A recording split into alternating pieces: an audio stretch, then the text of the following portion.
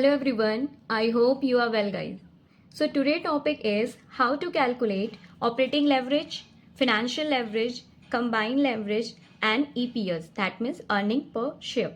So guys, last video में हमने leverage की meaning, definition and types of leverage को पढ़ा था. Even operating leverage, financial leverage और कंबाइंड लेवरेज के हमने फॉर्मूलाज भी पढ़े थे.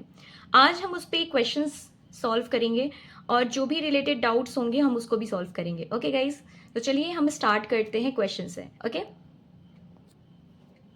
सो the question is a firms details are is under sales at the rate 100 rupees per unit. So total sales कितना है? 24 lakh rupees. Okay, that means ये firms हैं, किसी फर्म्स की ये डिटेल्स दी हुई हैं. ओके, उसके बेसिस पे हमें operating leverage, financial leverage and combined leverage को कैलकुलेट करना है और साथ ही साथ ईपीएस भी कैलकुलेट करना है. ओके, तो क्या क्या डिटेल्स हमें गिवन है क्वेश्चन में? हमें सेल्स दिया हुआ है, टोटल सेल्स हमें 24 लाख रुपीज दिया हुआ है. पर यूनिट की जो सेल हो रही है वो 100 रुपीज की हो रही है. ओके, हमें वेरिएबल कॉस्ट भी गिवन है इस क्वेश्चन में. वेरिएबल कॉस्ट कितना है? 50%. आपको इसमें एक्यूरेट वैल्यू नहीं दी हुई है बल्कि क्वेश्चन परसेंटेज में है. Okay,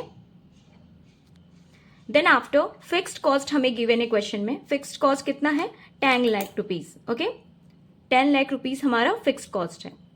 then after it has borrowed 10 lakh rupees at the rate 10% per annum and its equity share capital is 10 lakh rupees, so 100 rupees each. Consider tax 50% at the rate 50%. और calculate, हमें ये सारे factors calculate करने हैं. Okay, तो इस statement का मतलब क्या है कि बोरो किया गया है, मनी बोरो की गई है, 10 लाख रुपीज मनी बोरो की गई है. कितने परसेंट के रेट पे? 10% के रेट पे. ओके, और इक्विटी शेयर कैपिटल हमारा कितना है? हम कितने शेयर कैपिटल्स? तो 10 लाख रुपीज का इक्विटी शेयर कैपिटल है. ओके, और एक शेयर की वैल्यू कितनी है? 100 रुपीज एक शेयर की वैल्यू है. ओके, तो उसके बेसिस पे हमें ये सभी चीजें कैलकुलेट करनी है.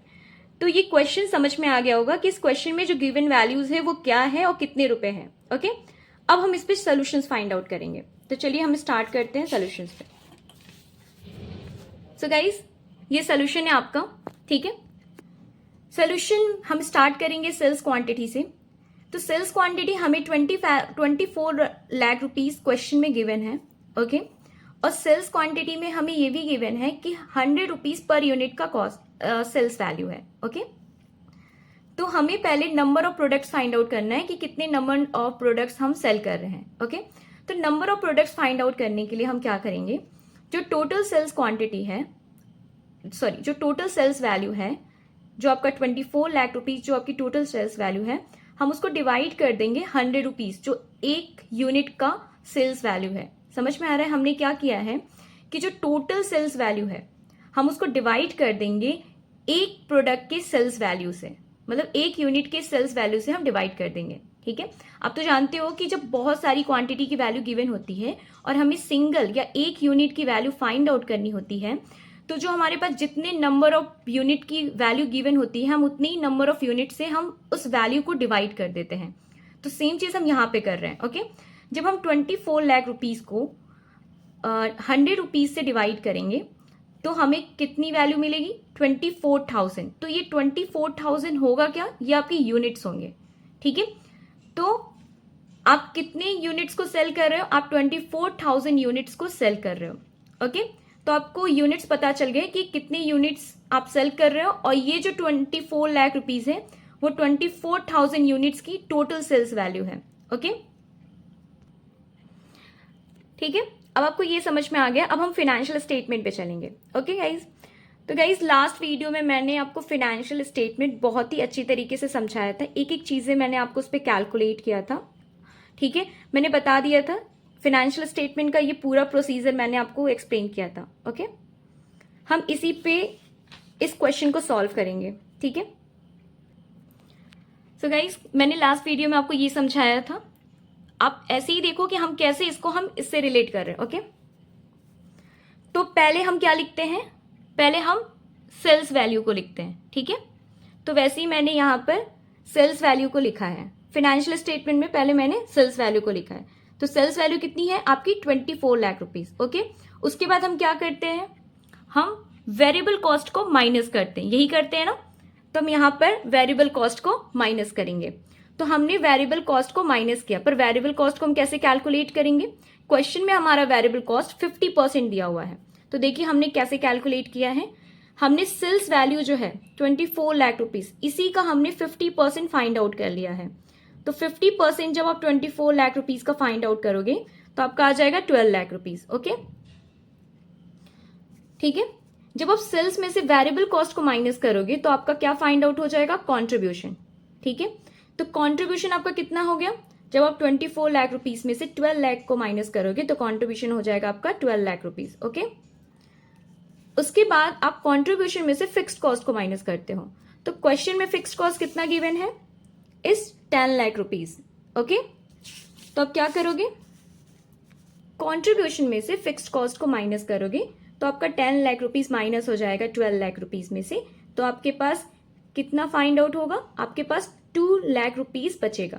और ये 2 लाख रुपीज क्या होगा, ये 2 लाख रुपीज आपकी EBIT होती है। EBIT का मतलब है earning before income and sorry interest and taxes. Okay, earning before interest and taxes होती है। तो ये जो आपकी 2 लाख रुपीज है ये आपकी ऑपरेटिंग प्रॉफिट या EBIT है। ओके, उसके बाद हम क्या करते हैं, इसमें से हम इंटरेस्ट माइनस करते हैं, बट यहाँ पे कहीं तो इंटरेस्ट लिख कर दिया नहीं हुआ था, तो हम बताते हैं कि इंटरेस्ट कैसे हमने फाइंड आउट किया। तो it has borrowed 10 lakh rupees. तो आप जो मनी बोरोड मतलब उधार ले रहे हो, डेप्ट ले रहे हो, वो कितना ले रहे हो, 10 लाख रुपीज। ओके, और कितने परसेंट पे, 10% पे। तो जो आप इंटरेस्ट देते हो किस पे देते हो, डेप्ट पे तो देते हो, जो आप उधार लेते हो उसी पे तो इंटरेस्ट देते हो। तो आप कितना दे रहे हो, 10% आप इंटरेस्ट दे रहे हो। ओके, तो आपका इंटरेस्ट समझ में आ गया कि कहां से हमने फाइंड आउट किया। तो इंटरेस्ट हम कितना दे रहे हैं, 10% दे रहे हैं। ठीक है, कितने का दे रहे हैं, 10 लाख रुपीज का हम 10% दे रहे हैं। तो जब हम 10 लाख रुपीज का 10% फाइंड आउट करेंगे तो हमारे पास कितना बचेगा, 1 लाख रुपीज। ओके, तो EBIT में से हम इंटरेस्ट को माइनस करेंगे तो हमारे पास बचेगी वैल्यू EBT। EBT का मतलब है अर्निंग बिफोर टैक्सेस। तो टैक्स कितनी बचेगी, 1 लाख रुपीज। ओके, उसके बाद हम इसमें से टैक्स माइनस कर देंगे।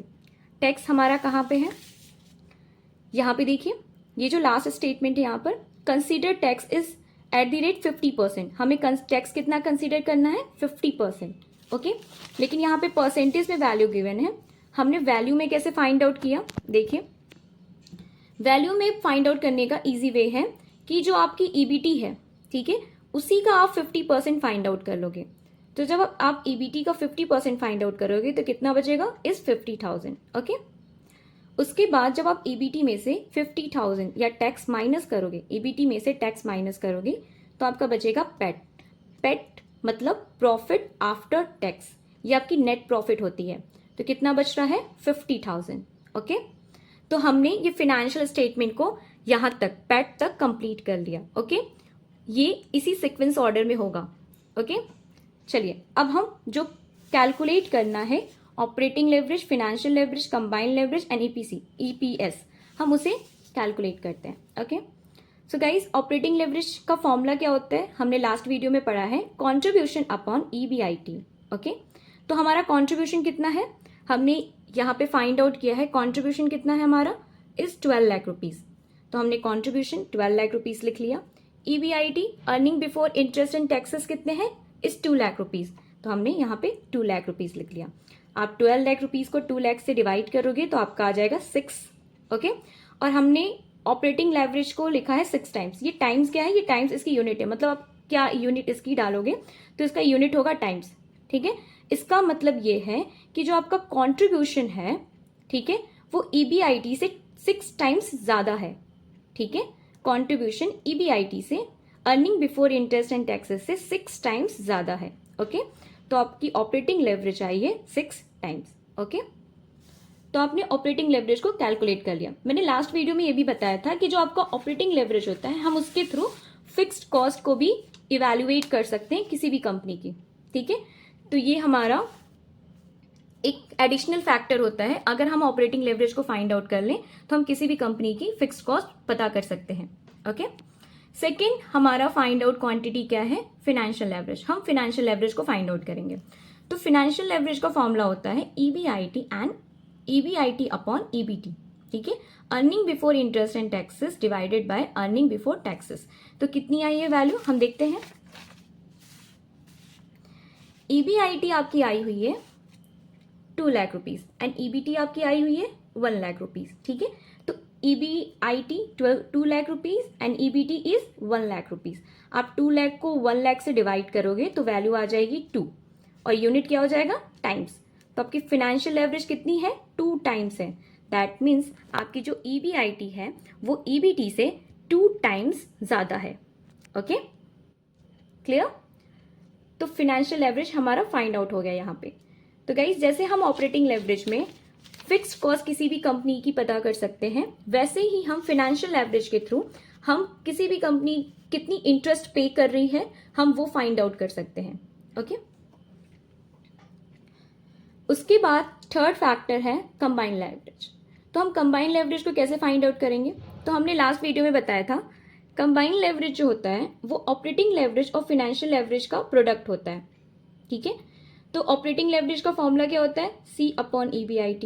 फाइनेंशियल लेवरेज का फॉर्मूला क्या होता है, EBIT अपॉन EBT। आप दोनों को मल्टीप्लाई कर दोगे।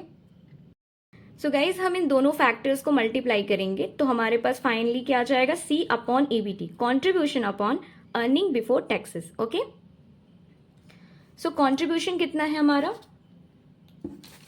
हमने अभी फाइंड आउट किया था कि कॉन्ट्रीब्यूशन हमारा 12 लाख रुपीज है एंड EBT हमारा 1 लाख रुपीज है, ठीक है।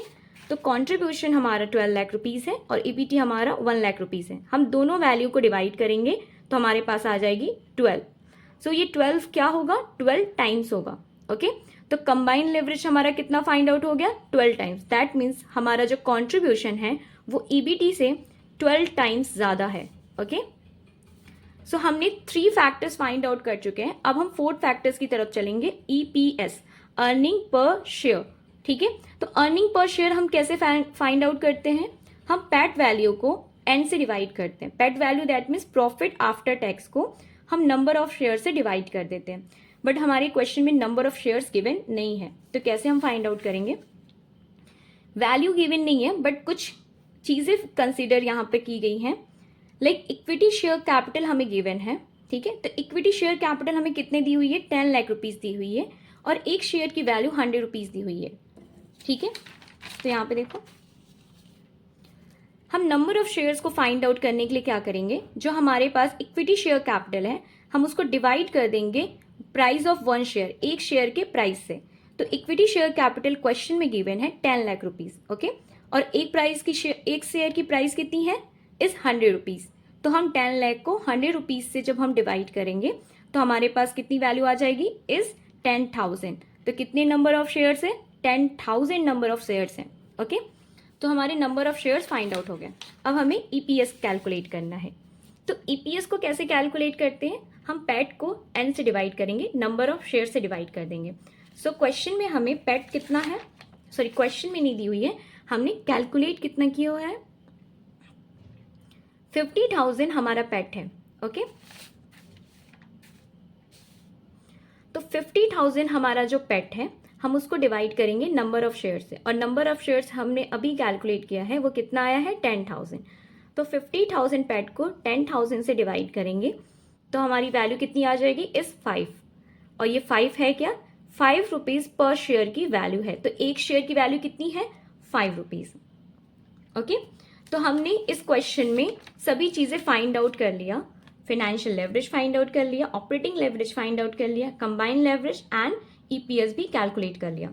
गाइज EPS कैलकुलेट करना बहुत जरूरी है, ठीक है, लेवरेज में, और हमने देखा कि बहुत ही इजीली हम उसे फाइंड आउट कर सकते हैं। ओके, सो गाइज ये क्वेश्चन आपको समझ में आ गया होगा, और लास्ट वीडियो में हमने इसके थ्योरीज पढ़े थे, इस वीडियो में हमने इससे रिलेटेड डाउट्स और क्वेश्चंस भी सॉल्व कर लिए।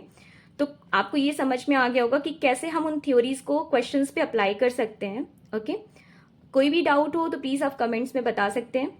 अगर आपको ये वीडियो अच्छी लगी हो तो प्लीज़ इस वीडियो को लाइक करें, सब्सक्राइब करें, शेयर करें। Thank you so much guys, bye bye.